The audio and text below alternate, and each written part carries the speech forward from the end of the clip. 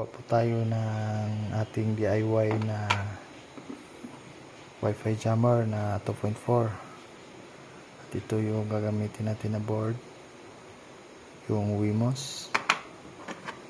Tsaka itong 9.6 lead. Meron din tayong old na walkie-talkie. Binaklas lang natin. So ito yung gagamitin natin. So ito na yun mga parikoy, yung ating ginawang project. So yung LCD mga parikoy is nilagay ko dito mga parikoy. At saka yung wire na ginamit ko mga parikoy is yung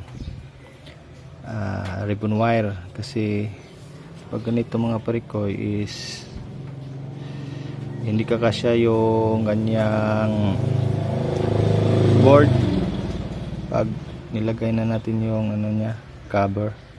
So sa pindutan mga parikoy is yung existing na pindutan rin yung ginamit kong parikoy.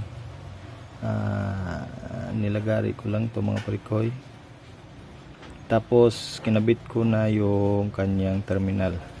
So i-try natin.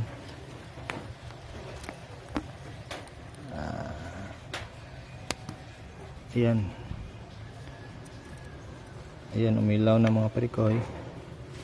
Tsaka tingnan natin mga parikoy. Ayan. At pindutin natin yung kanyang down button. Ayan. Up. Tsaka menu. Dito. Ayan.